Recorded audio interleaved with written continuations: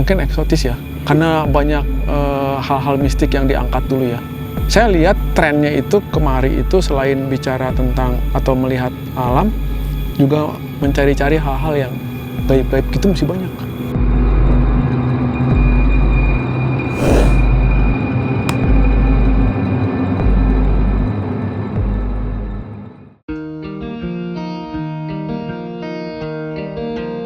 Kalau dari survei-survei kita ya, yang paling orang tuju ke sini memang gua. Jadi gua pakar itu nggak bisa dihilangin ya. Jadi mereka itu ke gua Belanda, gua pakar. Setelah masuk ke sini baru dapat pengalaman yang lain gitu loh. Nah, tapi utamanya itu mereka masih tertanam di kepalanya ke gua pakar yuk. Gitu. Padahal sini banyak ya. Ada ini kayak ada Cultural Space, terus ada Holland Spot. Ini yang baru ya, baru 2 bulan. Terus tanaman juga banyak yang bisa dilihat. Cuma kan mungkin belum ke sana ininya. Jadi masih menikmati alam dan yang dilihat langsung dengan mata yang dia terjemahkan tuh gampang gitu. Karena isu kali ya. Ya kan? Isu apa namanya? Isu wisata, ya kan? Jadi di sana tempatnya goa gitu. Nah itu kita belum bisa geser itu gitu. Nah tapi begitu ada tebing keraton, sebenarnya kalau dari komposisi pengunjung tuh lebih banyak ke tebing keraton saat ini. Jadi kalau diperbandingkan tuh 70-30 itu luar biasa ke sana. Sampai sekarang masih seperti itu. Karena image-nya gitu. Jadi ke sana yuk gitu, ke gua yuk gitu kan ya. Tapi pas udah kesini baru dia tahu yang lain gitu. Termasuk sejarah guanya. Kan persoalannya gini, ini persoalan literasi aja ya. Jadi kita banyak kasih informasi di Tahura tuh ada ini. Itu kadang-kadang nggak dibaca. Jadi yang dia tangkap itu gua aja gitu. Oh ya ada ini ya. Pas lihat brosurnya, oh iya gitu. Nah, eksotis ya Pak ya gua. Mungkin eksotis ya, karena banyak hal-hal mistik yang diangkat dulu ya. Maka sekarang saya lihat trennya itu kemari itu selain bicara tentang atau melihat alam, juga mencari-cari hal-hal yang gaib-gaib gitu masih banyak. Nah tahun ini kami coba bicara legenda dan mitos yang ada di Tahura. Setiap tempat di sini ada namanya sebenarnya ya. Kayak di sana tuh di bawah kantor samping ke sana deket sungai Cekapundung itu lembah keindahan namanya tuh. Nah maju sedikit lagi namanya apa, ada Bantar Awi segala macam itu nama-nama dulu, nama-nama harita gitu ya. Nah itu ada. Nah itu yang kita coba pengen informasikan ke. Berarti di sini tadi ada apa aja Pak? Yang ada sekarang ini ada gua Jepang, gua Belanda, Batu Karembong, Curug Omas, curug ada 5 ya. Ada kemudian yang di Curug Dago. Nih, yang sekarang ini Cultural Space, ini ruang kebudayaan. Terus ada tebing keraton, ada jogging track tuh. Nah, yang 6 kilo tuh. Nah, itu yang paling favorit sebenarnya. Cultural Space baru nih Pak, baru 2 bulan ya Pak ya. Ini Cultural Space apa sih Pak, tempat apa sih Pak, bisa dijelaskan? Cultural Space ini ruang terbuka untuk interaksi budaya dan kesenian. Ya, kalau dulu kita pernah dengar namanya Dago Tea House, apalagi tuh ruang-ruang terbuka gitu ya. Nah, saya membuat ruang terbuka di Tahura untuk kepentingan itu.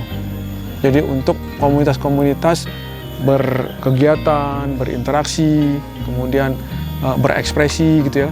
Karena ini ruang terbukanya cukup luas dan cukup bebas, saya pikir saya bisa mengontrol protokol kesehatannya cukup ketat ya. Dan mereka juga masuk nggak banyak-banyak kok. Paling-paling 20 orang, 30 orang. Nah, terus juga udah gitu, itu aja kelompoknya. Tapi komunitas sekarang tuh nggak saya gabung antara komunitas A dengan komunitas B, cuma satu aja gitu, kalau mau tampil satu gitu.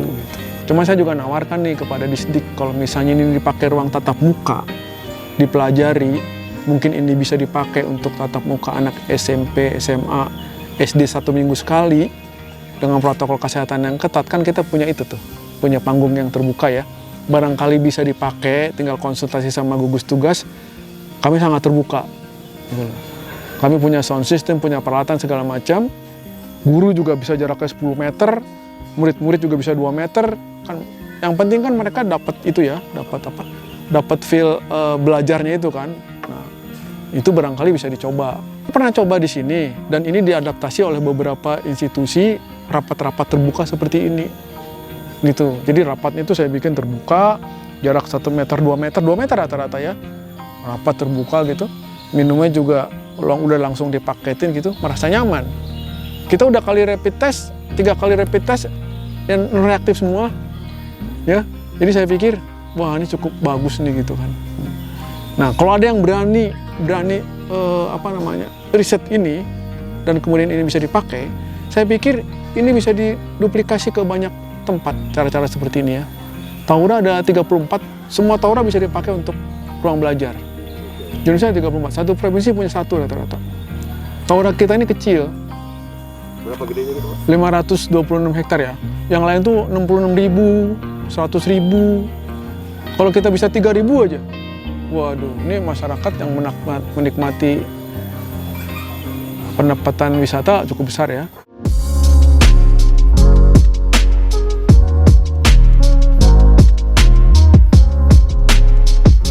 Bersih dong.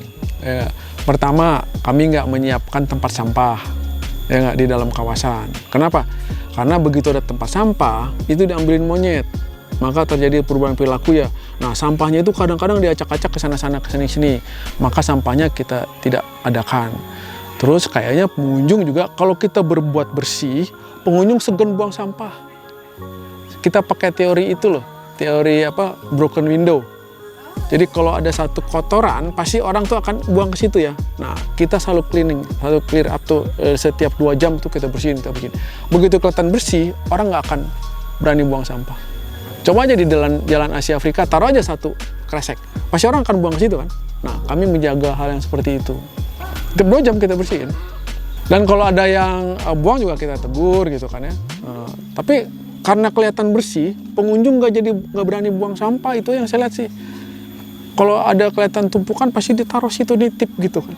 Kalau di Tahura, nih kayak gini sekarang kita lihat ya, di belakang kita atau di sana gitu ya. Mereka tuh datang per keluarga-keluarga dan jarang sekali berinteraksi dengan yang lain. Nah, begitu mereka berjalan, mereka bertemu lain, mereka selalu pakai masker. Tapi begitu berhenti untuk makan, untuk minum, kayak sekarang ini, mereka tuh selalu pakai protokol ya. Karena mungkin pengunjung Tahura itu sama-sama takut Tahuranya ditutup. Kalau ada kasus pasti tutup kan. Nah, maka mereka menjaga itu kali. Dan juga mereka takut berwisata jadi ketularan kan. Nah, kulturanya juga dibangun dengan jarak-jarak yang cukup jauh. Jadi memang di sini pengunjungnya rata-rata taat protokol kesehatan. Taat protokol kesehatan dan gampang dibilangin. Dan kemarin juga kadang-kadang suka marah kalau suruh pakai masker. Pak, saya kemarin tuh pengen udara segar, bukan pengen ngirup udara sendiri, kata gitu kan. Ya jadi ya udah boleh, tapi jangan gabung-gabung ya gitu. Jangan berkelompok di luar, berkerumun di luar komunitasnya gitu. Sulit banget ngelolanya. Kenapa? Karena kita hampir seluruh pinggiran Tahura itu nempel dengan rumah penduduk, ya kan ya. Nah, seringkali di tempat-tempat pemukiman itu mereka pakai buang sampah. Nah, itu yang paling sulit. Terus kedua, sulitnya lagi, mereka merasa ini milik bersama. Jadi dipakai juga atas kepentingan bersama. Nah, itu yang harus dikasih pemahaman, peraturannya gini, aturannya gini gitu. Sulitnya itu di awal-awal ya, tahun pertama atau tahun kedua saya di sini. Tapi kalau sekarang sih saya merasa nggak sulit ya, karena semuanya sudah saling memahami, udah ada persoalan besar yang pernah terjadi di Tahura dan semuanya akhirnya tahu persoalan itu tidak akan terjadi lagi, maka mereka saling memahami. 2 tahun terakhir ini saya nggak merasa sulit, awal-awal aja, karena ini mata pencarian mereka juga di sini ya, untuk warga di sini ya. Terus pengunjung juga merasa ini hutan kita ternyata loh ada dekat kota gitu ya. Saya lihat kayak gitu ya. 3 bulan pertama kita tutup goa aja. Tapi setelah 3 bulan itu kita bersihin, kita buka. Jadi sekarang nggak ada yang ditutup. Cuman dibatasin. Jadi jumlah orang yang dari Tahura itu kayak masuk ke suatu minimarket, kita hitung tuh, kalau 350 orang, kalau kelebihan kita kurangin gitu.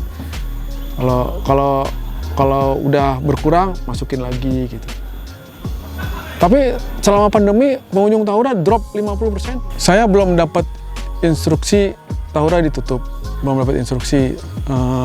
Tapi perkiraan saya selama PSBB ini Tahura rame di Sabtu Minggu. Nah, barangkali nanti PSBB berikutnya juga kemungkinan rame. Tapi saya prediksi nggak akan serame-rame banget ya.